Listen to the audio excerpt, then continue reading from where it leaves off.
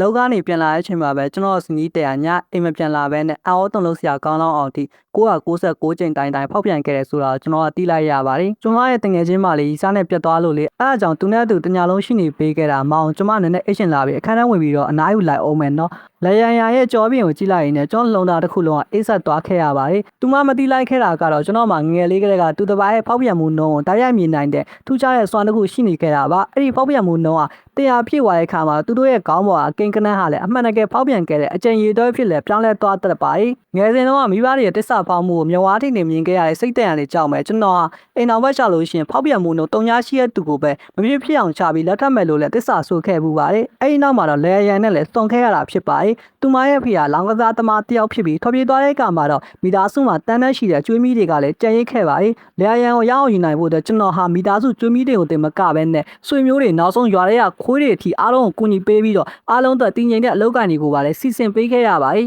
လက်ထပ်ပြီးတဲ့အခါမှာလည်းတကယ်ပဲထင်သားခဲ့လို့ဖြစ်ခဲ့ပါတယ်အင်းအောင်ရှင်မကောင်ပြီးတာပြီးတော့အရေးချင်းလဲရှိရကျွန်တော်ပေါ်မှာလည်းအများနဲ့တိမ်မွေ့နူးညံ့ခဲ့ပါတယ်မိဘတွေကွာရှင်းပြီးကြတဲ့ပျောက်ဆုံးနေကြတဲ့မိသားစုရဲ့ပျော်ရွှင်မှုကိုကျွန်တော်ကတကြောပြန်ပြီးတော့ခန်းစားခဲ့ရပါတယ်ဒါပေမဲ့လည်းလွန်ခဲ့တဲ့တစ်ပတ်လောက်ကနေစပြီးကျွန်တော်ရဲ့တိမ်မွေ့နူးညံ့လာပါတယ်ဆိုတဲ့စနီးတဲ့ရဲ့ခေါင်းပေါ်မှာဖောက်ပြန်မှုနှုန်းက996ကျိန်ထိလည်းရုတ်တရက်လည်းထိုးတက်သွားခဲ့ရပါတယ်ခုချိန်မှာဆိုတော့ကျွန်တော်ဘယ်လုံးမှငြိမ်နေလို့လည်းမရတော့ပါဘူး။သူမကဖွံ့ပြောပြီးတော့မေရောမဲရှင်မှာပဲလဲရန်တယောက်တကောင်ရန်ရှယ်ကြီးသူတစ်ပါးကိုဖုံးခိုးဆက်နေတာကိုမြင်လိုက်ရပြန်ပါလေ။မင်းဘသူ့ကိုဖုံးဆက်နေရလဲ။ကျွန်မရဲ့တငယ်ချင်းစီကိုဖုံးဆက်နေတာပါမနှက်ဖြတ်ညလဲကျွန်မအိမ်ပြန်ပြီးတော့ထမင်းမစားတော့ဘူးနော်ဒီရပိုင်းတငယ်ချင်းဖြစ်သူရဲ့စိတ်တက်တက်ရအောင်ဒီအတူတူချင်းပြုံးပေးမလို့ဆိုပြီးတော့ညာနေခဲ့ပါ යි ဒါပေမဲ့ကျွန်တော်အိမ်ပြန်ရောက်တဲ့အချိန်မှာမင်းကထိုင်လို့လည်းမရဘူးထားလို့လည်းမရနဲ့ကြွတ်တကောင်ကြောင်းတကောင်လို့ဖြစ်နေပါလားဆိုပြီးမေးလိုက်ပါ යි ငါရဲ့နောက်ကွယ်မှာတစ္ဆာဖောက်တဲ့အလုပ်တစ်ခုကိုပါလှုပ်ထားလာဆိုပြီးမေးလိုက်ပါ යි ဒီနေ့မှဆိုရင်ငါရဲ့တငယ်ချင်းတယောက်စီကကြားခဲ့ရတာကသူ့ရဲ့အောက်ကအမျိုးသမီးဝန်ထမ်းတယောက်ဟာမူလတုန်းကတိတ်ကိုလိမ်မာရေးချရှိပြီးတိမ်မွေ့နူးညံ့တဲ့အိမ်အောင်ရှင်ကောင်းမလေးတယောက်ဖြစ်တယ်ဒါပေမဲ့မမျော်လင့်ပဲနဲ့သူမဟာလေယောက်ျားပေါ်လည်းဖောက်ပြန်ခဲ့တယ်သူရဲ့ယောက်ျားတော့ရထွက်သွားခဲ့ရကြောင်း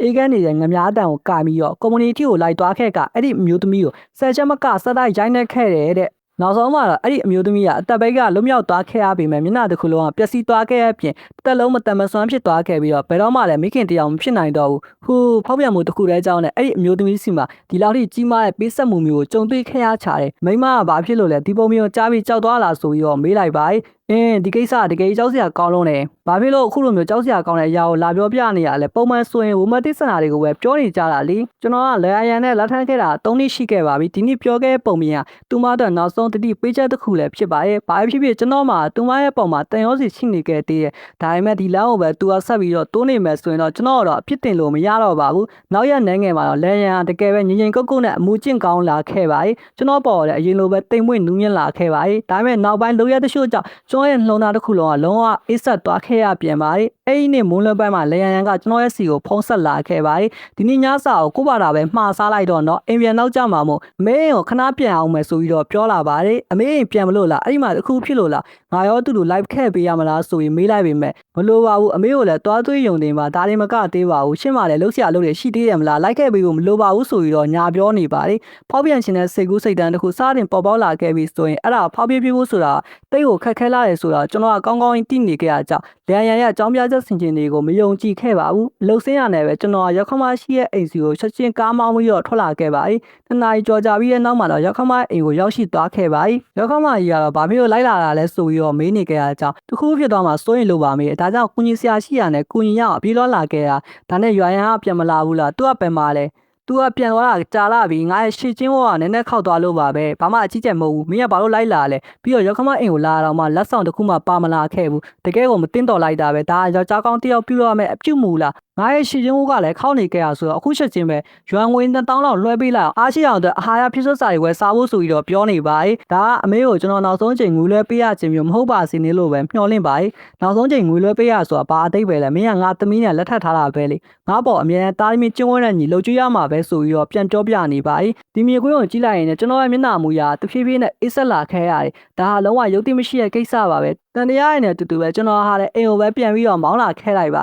နောက်တစ်ရက်မနက်စောစောမှတော့လေရန်ဘာဖြစ်မှမရှိလို့အနေငယ်များတော့မှနောက်သားရိတ်မတန်ပဲနဲ့ပုံမှန်အတိုင်းလည်းပြုတ်မှုနေခဲ့ပါတယ်စိတ်ထဲမှာရှိနေခဲ့တဲ့69ဆိုတဲ့အတိတ်ပဲကတော့နောက်ထပ်တစ်ချိန်ဖောက်ပြန်ဖို့ဆက်ပြီးအလိုရှိနေသေးတာဖြစ်ပြီးတော့အဲ့ဒီဖောက်ပြန်မဲ့အချိန်ဟာဒီနေ့ညလည်းဖြစ်နိုင်ပါ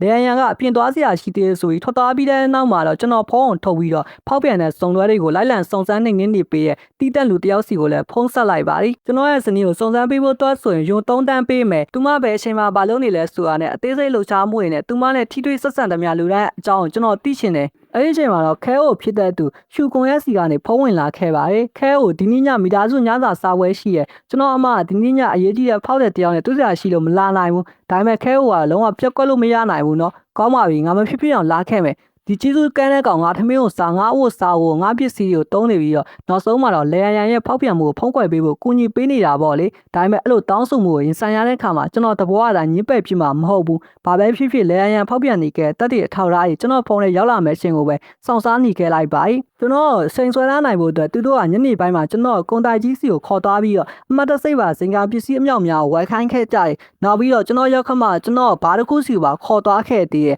ဘာရဲ့တီးတန့်ခန်းထဲမှာတော့ရှူကွာစားဝဲပြီးအကောင်းစားရက်တီကိုမှားယူနေပြီးတော့အမေနဲ့တူတူအယူမှုတောက်စားမူရည်နေခဲ့ကြတယ်အဲ့ချိန်မှာပဲလေယာဉ်ကတော့ဇင်ကန်ဟော်တယ်တစ်ခုမှာဂျန်ဆွဲတူနဲ့တူဝိုင်းနီရေတောင်းနေပြီးဖျောင်းတိုင်ပြီးအလင်းရောင်နဲ့ညစာစားပွဲကိုပျော်ပါစွာလဲဆင်နွှဲနေခဲ့ကြပါ၏ကျွန်တော်ရဲ့ခဲအိုနဲ့ရောက်ခမကလည်းတပုံစံထဲပါပဲကျွန်တော်စီကနေငွေတွေကိုအယူမှုနဲ့လည်းညှိထုံးနေကြတာဖြစ်ပါ၏ကျွန်တော်ခဲအိုဖြစ်တဲ့သူနဲ့တူလိုက်ပါလာပြီးမနက်စောကြီး2နာရီထိလည်းကစားကွင်းထဲမှာလိုက်ကစားပေးခဲ့ပြီးနောက်ဆုံးမှာတော့အိမ်ပြန်ရောက်လာခဲ့ပါ၏ကျွန်တော်စီးတဲ့ကနှင်းချက်အိပ်ပျော်နေခဲ့ပါပြီဒါပေမဲ့သူမရဲ့ခေါင်းပေါ်ကကနန်းက4ကနေ9အထိပြောင်းလဲသွားခဲ့ကောင်းလိုက်ရဲ့ကိစ္စနောက်ထပ်3ချိန်တောင်မှထပ်ပြီးတော့လုတ်ခဲ့ရပါလေအဲ့ချိန်မှာပဲကျွန်တော်ရဲ့ဖုန်းစီကိုဗီဒီယိုဖိုင်တစ်ခုကဝင်လာခဲ့တယ်ဖုန်းထဲမှာတော့မင်းယောက်ျားရဲ့ကုမ္ပဏီငွေကြေးလွှဲပြောင်းမှုလုံခြုံရေးကိုငါ့အတွက်ခိုးဝေးပါအကိုကျန်ကျွန်မအကိုစကားကိုပဲအရာရာနားထောင်ပါမယ်ဒီဗီဒီယိုကြည့်လိုက်ပြီးတဲ့နောက်မှာကျွန်တော်ဖုန်းကိုကင်ပြီးပတင်းပေါက်ကြီးနောက်၆သွားရင်းနဲ့ဗီဒီယိုတွေကလူရဲ့အသိအကြောင်းပြန်သွင်းမိသွားခဲ့အဲ့လူရဲ့နာမည်ကဂျန်လို့လည်းခေါ်တယ်ကျွန်တော်ရဲ့ဗန်နာရေးဌာနမန်နေဂျာတယောက်ဖြစ်ပြီးကျွန်တော်ထက်လည်းအသက်က4နှစ်ကြီးရဲ့ရုပ်ရည်ကလည်းတိတ်ချောမောပြီးတော့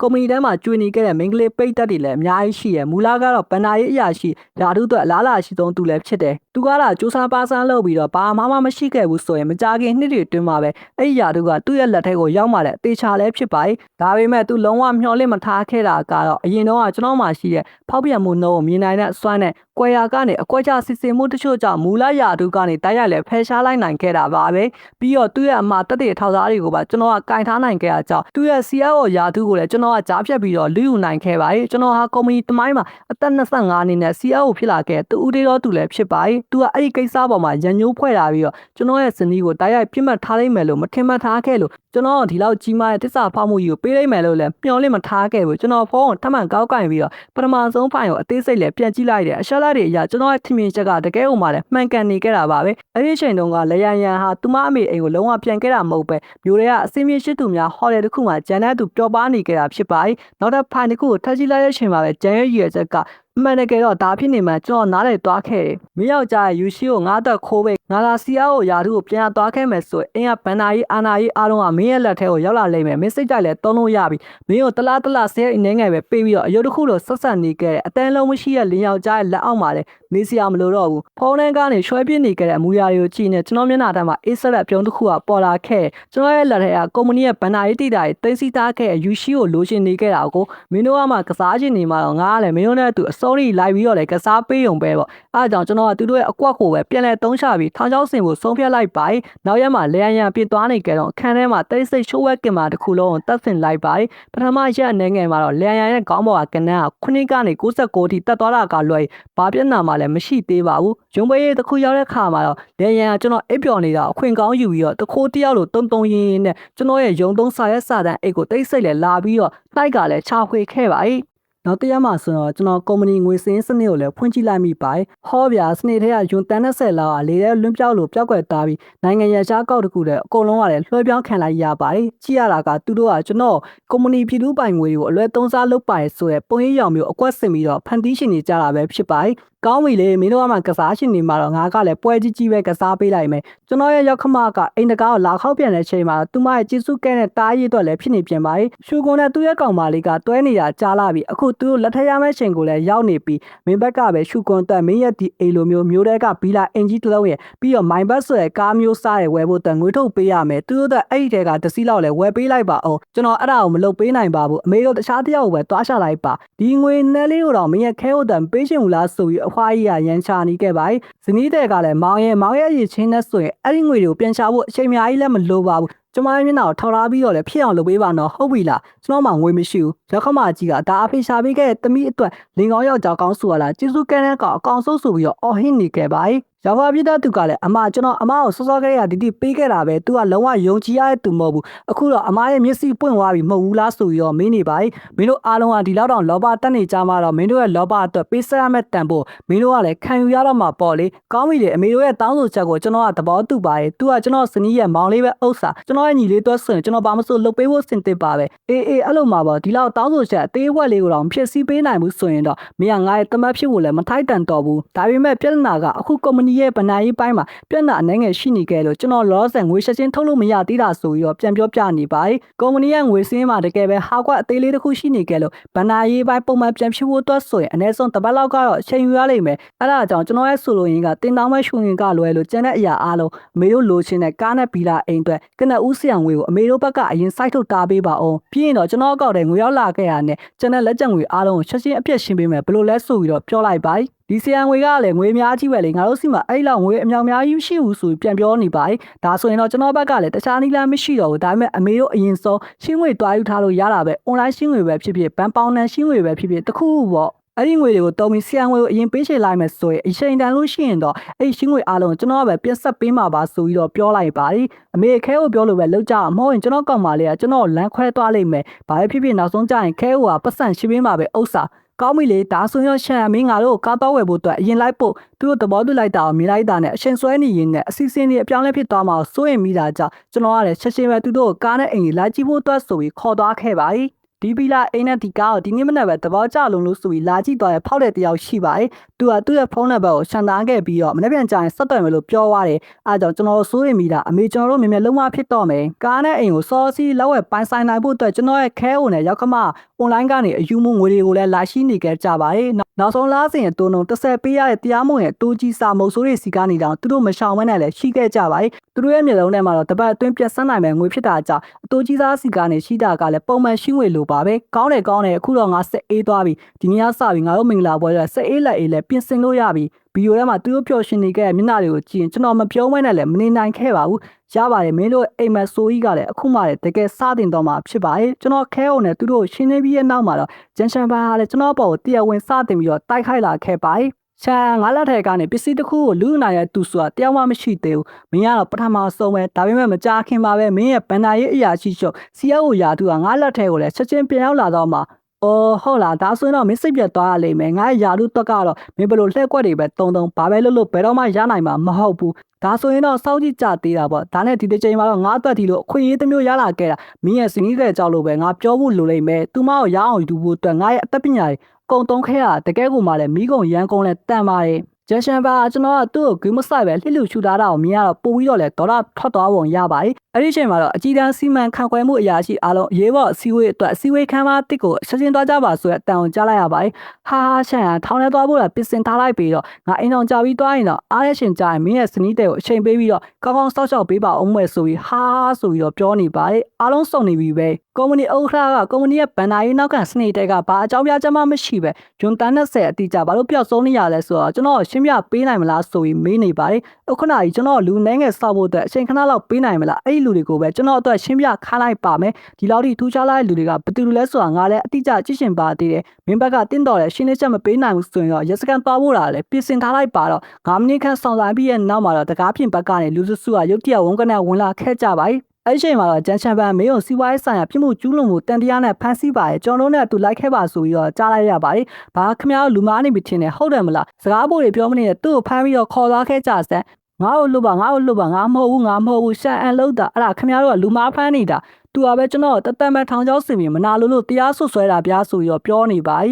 ဥက္ကဋ္ဌမှာခင်ဗျားလဲခင်ဗျားရဲ့ဖောက်ပြန်မှုအချုပ်တော်ပုံခင်ဗျားမိမနဲ့တခြားသူတွေတည်သွားတာမျိုးမလိုလားဘူးမလားအဲ့နောက်ပိုင်းမှာတော့ကျွန်တော်ကုမ္ပဏီမှာပို့ပြီးအောင်မြင်ဖြစ်ထွန်းလာခဲ့လို့ယာတုအာဏာကလည်းပို့ပြီးတော့ခိုင်မာလာခဲ့ပါရဲ့အခုဆိုရင်ဂျက်ရှင်ဘာကလည်းထောင်ထဲကိုရောက်သွားခဲ့ပြီဖြစ်လို့ကျွန်တော်မှဘာမှပူပန်စရာမရှိတော့ပါဘူးအဲ့ဒါကြောင့်ပဲချက်ချင်းပဲလဲရန်စီကိုတရားရုံးကွာရှင်းပြတ်ဆဲခွေစင့်ခေါ်စာပို့လိုက်ပါရှမ်းမင်းလိုကောင်ဆိုတဲနှုံးမရှိတဲ့ကောင်ရန်ကမင်းပေါ့ဘာမှားခဲ့လို့မင်းကသူ့ကိုဒီလိုမျိုးဆက်ဆံနေရလဲနောက်ဆုံးတရားရုံးစင့်ခေါ်စာတုံးပြီးခွာရှင်းဖို့တိလောက်ရတယ်လို့ငါမင်းကိုတေးအောင်ရိုက်ပြစ်ရှင်တာခံရှင်းလို့လား ကျွန်တော်ကချက်ချင်းပဲရောက်ပါဖြစ်တဲ့သူတွန်းထုတ်လိုက်ပါမှန်တမ်းပြောရမယ်ဆိုရင်ငါမင်းတို့ကိုမကြည့်တာကြားလာပြီမင်းတို့ကလေရန်ရန်ရဲ့အမေနဲ့မောင်ဖြစ်မနေဘူးဆိုရင်ငါမင်းတို့အကောင်းမွန်ဆုံးဆက်ဆံလိမ့်မယ်လို့ထင်နေခဲ့ရတာဒီနေ့တွေတစ်ချောင်းလုံးမင်းတို့တွေအတော်မတက်လောဘကြီးတက်နေခဲ့ကြတာငါစီကနေဘလောက်တောင်မှအကျိုးမြတ်တွေညှင်းထုတ်ခဲ့ကြလဲဆိုတာမင်းတို့ကိုယ်တိုင်တီးစောဖြစ်မှာပါခုကြမှာမင်းတို့ကငါမှအတိတရားမရှိသေးဘူးလို့ပြောဖို့မင်းတို့ပြောင်တိုက်ရဲသေးတယ်ပေါ့လေရန်ကွာရှင်းတဲ့ဆိုတဲ့စကားလုံးကမင်းတို့မိမတဲ့တိတ်ကိုမှကောင်းလို့နေသေးရဲ့မင်းကစနင်းကောင်းတယောက်ရဲ့ကျင့်ဝတ်ကိုမဆောင်ထိန်ပဲနဲ့မင်းရဲ့ကောင်နဲ့ပေါင်းပြီးတော့ငါ့ဘာဒုက္ခပေးဖို့ကြံစည်ခဲ့လို့ငါမင်းကိုစွန့်ပစ်လိုက်တာလို့ပြောမှပုံမှန်လိမ့်မယ်ငါမင်းကိုအစရရတဲ့ခွင့်ရင်းတစ်ခုလည်းပေးခဲ့ပါလွန်ခဲ့နှစ်ပတ်ကပြောပြခဲ့ပုံပြမင်းတို့ငါရဲ့နောက်ဆုံးတတိပေးချက်လည်းဖြစ်တယ်မင်းကအချိန်မီလမ်းမှန်ပေါ်ပြန်တက်လာခဲ့မယ်ဆိုရင်ငါအဲ့ဒါခွင့်လို့ပေးနိုင်ခဲ့မှာဒါပေမဲ့မင်းကနောက်ဆုံးထိငါ့ပေါ်မှာတစ္ဆာဖောက်ခဲ့ရပဲငါမှတတ်တည်တာမရှိဘူးဆိုရင်တရားရုံးမှာတရားစွဲပါမလားကဲအဲ့တက်တွေကိုလည်းအဝကြည့်လိုက်ပါငါစီမှာနောက်ထပ်အများကြီးကြံတည်ထက်ကြည့်ရှင်သေးလားကောင်းပြီလေရာရန်ကွာချင်းချင်းလဲကွာချင်းတိုင်းငါတို့သူ့ကိုကြောက်နေစရာမလိုဘူးဘာပဲဖြစ်ဖြစ်သူ့ပိုင်ဆိုင်မှုတော်ကမင်းပိုင်ဖြစ်လာမှာပဲချိန်လာလို့ရှိရင်မင်းရဲ့လှပနဲ့ဆိုရင်ရွှေမင်းသားလိုလူချမ်းသာတယောက်ကိုအေးစစ်ထက်ချလို့ရိုက်မှန်တယ်အမပြီးတော့သူကကျွန်တော်တို့တော့ဝယ်ထားခဲ့တဲ့ဘီလာအိမ်နဲ့မိုင်းဝက်ကရဲ့လက်ကျန်ငွေအကျွေးတွေကိုမပေးရသေးဘူးလေချိန်တိုင်းသူ့ပဲဘီလာအိမ်ရဲ့လက်ကျန်ငွေမင်းတို့ရှိထားခဲ့တဲ့အတိုးကြီးစားကျွေးတွေနဲ့မင်းတို့အကျွေးတွေများကိစ္စအားလုံးဘာလို့ငါပြန်ပေးဆက်ရမှာလဲဘသူကမင်းတို့တော့တတိတ်ကန်လုပ်ပေးမှလည်းရှင်းဝယ်ပဲဖြစ်ဖြစ်ဆရာဝန်ပဲဖြစ်ဖြစ်အားလုံးမင်းတို့နာမည်နဲ့ပဲရှိခဲ့ပေးခဲ့ကြတယ်မင်းတို့တော့ငါရုံးမှာကောက်ကျစ်မနေသေးပါဘူးမင်းတို့လိုအတော်မတက်လောဘတက်နေတဲ့ကောင်းတွေကဒီလိုစသိမ်းမျိုးနဲ့ပဲထိုက်တန်တာပိုင်ဆိုင်မှုခွဲဝေတဲ့ကိစ္စနဲ့ပတ်သက်လို့ကတော့ဟာငါပိုင်ဆိုင်မှုရဲ့69ဖန်သားရာလက်မထခင်ကလေးကရှိနေခဲ့ကိုပိုင်ဆိုင်မှုတွေဖြစ်တယ်မင်းတို့တရားဝင်ခွဲဝေယူသွားနိုင်မှာကတော့လက်ထပ်ပြီးမှတိုးပွားလာခဲ့ယွန်တသိန်းဝန်းကျင်လောက်ပဲရှိလိမ့်မယ်အဲ့ဒီပတ်စံနှဲငယ်နဲ့ဆိုရင်တော့မင်းတို့ရှိထားတဲ့အတိုးကြီးစားအကျွေးတွေကိုပြန်ဆက်ဖို့တော့မှလောက်မှာမဟုတ်ဘူးမောင်ရင်ကျွန်မတောင်းပန်ပါတယ်ကျွန်မမှားသွားခဲ့ပါတယ်တကယ်ကိုမှားသွားခဲ့ပါတယ်ကျွန်မဂျန်ချန်ဖိုင်ရဲ့အချိုသက်စကားလုံးတွေကြားထဲမှာခေတ္တခဏတွေ့ဝေပြီးတော့ရင်းရင်သွားခဲ့လို့ပါဆိုပြီးပြန်ပြီးပြောနေပါတယ်ကျေးဇူးပြုပြီးခွင့်လွှတ်ပေးပါဆိုပြီးတော့လည်းထပ်ပြီးပြောပါတယ်ဒါပေမဲ့လည်းရီမောလာရင်လည်းပဲတရားရုံးရဲ့အမိန့်အရဆိုရင်ဒီနေ့ကစပြီးဒီအိမ်နဲ့ပိုင်ဆိုင်မှုအားလုံးကိုချိပေးလိုက်ပြီလည်းဖြစ်ပါတယ်အဲ့အားလုံးကနင်းကြောင်းဖြစ်ရနင်းရဲ့အမားကြီးပါပဲမင်းကအမြဲတမ်းစနေရှိနေမယ်ဆိုရင်ငါကတော့ဒီနေရာမှာပဲမင်းတို့အမြဲတမ်းရှိနေပေးမှာပါဒီဇလန်ကလူသားတို့ရဲ့စက်ဆန်ရေးကြားမှာရှိတဲ့လောဘတစ္ဆာပေါမှုနဲ့ကိုချင်းတရားပြပြမှုတို့ကြောင့်ဖြစ်ပေါ်လာတဲ့အကျိုးဆက်ဆိုးတွေကိုပတ်စုံတောက်ဆုံကနေထင်ရဖော်ပြပေးနေတဲ့အလွန်နဲ့ဆိုင်တဲ့တတိပေးဇလန်လေးတစ်ပုဒ်ပဲဖြစ်ပါတယ်ဒါဟာတရားမျှတမှုဆိုတာပြင်ပန်းကလာရဲ့ရလဒ်တစ်ခုတည်းမဟုတ်ဘဲနဲ့မိမိတို့ကိုယ်တိုင်စိုက်ပျိုးခဲ့တဲ့မျိုးစေ့အတိုင်းပြန်လည်ရရှိမဲ့မလွဲမသွေခံစားရမဲ့ကံရဲ့အကျိုးပေးခြင်းသို့မဟုတ်ဝှက်လက်ခြင်းတစ်ခုတာဖြစ်ကြောင်းတက်တည်ပြနေရလဲဖြစ်ပါတယ်